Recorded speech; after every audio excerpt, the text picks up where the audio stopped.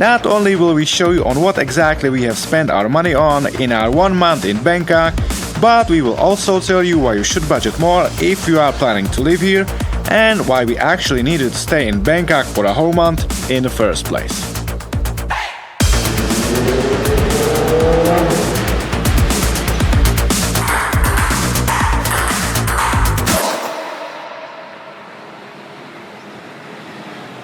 But first, let us show you on what we spent our money. We mostly walked on our own 2 feet, but we also took our first tuk-tuk ride and 1 airport railing ride to the airport. We are going to talk a little bit about where we're heading later. Now let's get back to the budget. We took all our dirty laundry to one of the laundromats that are everywhere around. You take all your dirty clothes, you put them in a washing machine. You put this and this here. You are gonna press some buttons And go. and then you are going to wait till it's done and hoping that you just didn't ruin all your clothes that you have. We spent our evenings at home watching Netflix, not really drinking or partying. Ivanka needed to take a break from caffeine, so she drank mostly tea, and I finished the instant coffee we had been carrying in our backpack for months. Few massages, haircut, manicure and pedicure, and we also changed display on one of our phones.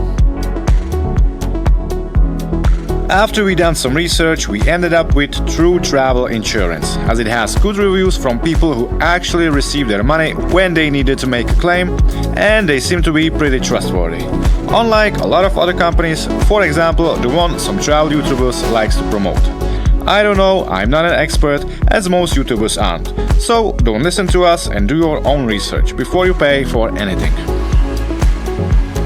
Bangkok is a shopping paradise, and we bought some new clothes, wallet, vitamins and some toiletries. As we cook quite often, this number is a bit higher than your normal Bangkok cost of living. We bought most of our groceries at the local markets and what we couldn't find in the nearby supermarket.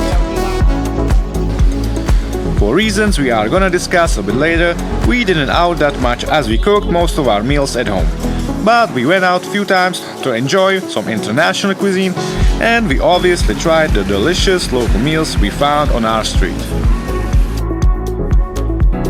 Before we show you the actual apartment and tell you how much it cost, we have to talk a little bit about the location, because that's actually one of our favorite things about this place. And that's because there is nothing really that interesting about this neighborhood.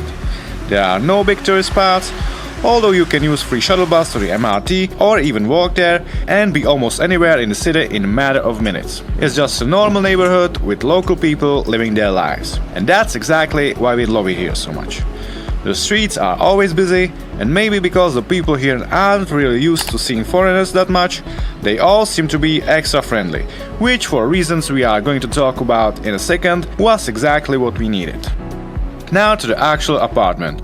It's 52 square meters, with huge living room, its sofa and TV, workspace and kitchen.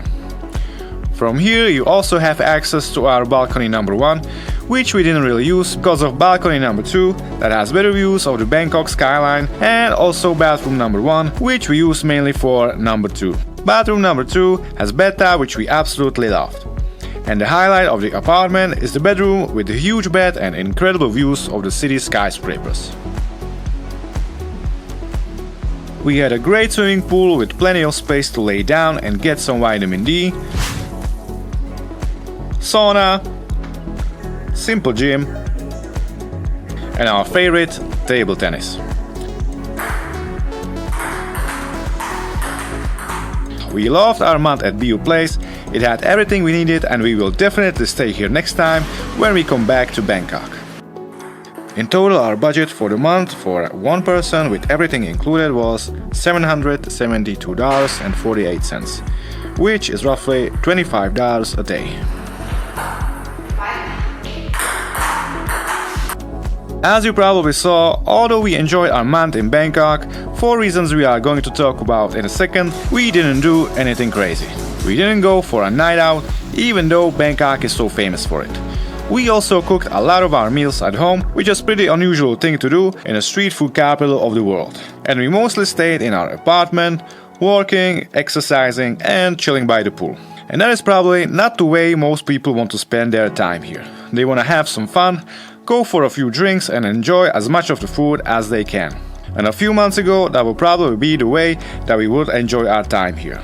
But that was before the Koh Phangan incident. After Koh Samui, we went to Koh Phangan, which we really liked, and we also found probably the best hotel that we had in all of our time we've been in Thailand.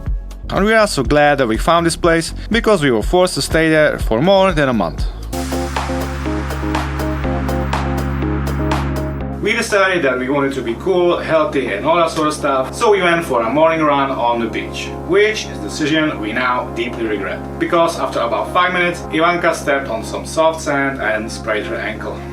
Long story short, I needed to stay in bed with a cast on my leg. I couldn't move for 4 or 6 weeks, I think. Yeah, 6. And that was sadly not the worst thing that happened. The worst thing was that due to a combination of factors such as lack of sunlight, lack of any movement, and primarily as a side effect of the pills she was prescribed by the doctor on Koh Phangan, she was starting to experience anxiety and severe panic attacks. We didn't know anything about anxiety or panic attacks at the time. The thing is, they resemble heart attacks, so the first few days were a bit scary. And I would say like the first few weeks were like one of the scariest of our lives. I had really dark thoughts. I was afraid that something bad would happen. The maid couldn't clean our room because I had social anxiety. I was crying all the time, I couldn't sleep, and so on. Yeah, basically she went from really happy person that was always smiling and singing to someone who thought that will end up in mental hospital. We are filming this several months later, and I am much better now. Practically, I am healed now. Obviously, there is always something in the back of my head that sometimes reminds me of what happened. So yeah, that is the reason why we spent a whole month in Bangkok, to change the scenery really, to give ourselves a little rest and concentrate more on our health. That's why we cooked most of our meals at home, didn't go to any parties or anything like that. If you have a similar symptoms, we would like to tell you you are not alone. It's going to get better. And if you haven't already talked to a professional, you definitely should.